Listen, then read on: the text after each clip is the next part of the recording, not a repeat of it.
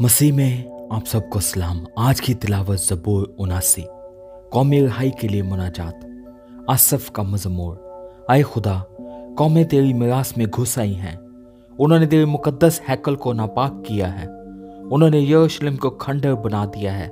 उन्होंने तेरे बंदों की लाशों को आसमान के परिंदों की और तेरे मुकद्दसों के गोश्त को ज़मीन के दरिंदों की खुराक बना दिया है। उन्होंने उनका खून यरूशलेम के गिर्द पानी की तरह बहाया और कोई उनको दफन करने वाला ना था। और हम अपने पड़ोसियों की मलामत का निशाना हैं और अपने आसपास के लोगों का तमस्खर और मजाक का बायस। ऐ खुदाउन, कब तक? क्या तो हमेशा के लिए नाराज रहेगा?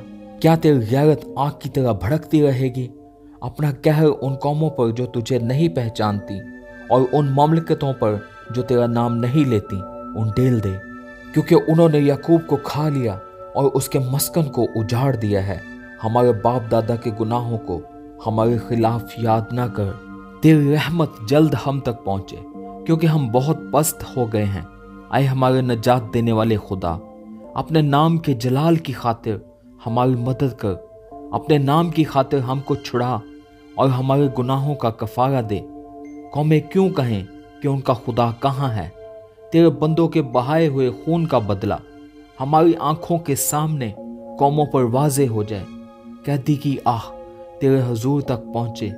अपनी बड़ी कुदरत से मरने वालों को बचा ले। आए खुदाउन, हमारे पड़ोसियों की तानाजनी जो वो तुझ पर करते रहे हैं, उल्टी 7 गुना उन्हीं के दामन में डाल दे। तब हम जो तेरे लोग और तेरी चरागाह की भेड़ें हैं, हमेशा तेरी शुक्रगुजारी करेंगे। हम पुश्त दर पुश्त तेरी सताइश करेंगे। आमीन। खुदा का कलाम पढ़े और सुने जाने पर उसकी बरकत हो।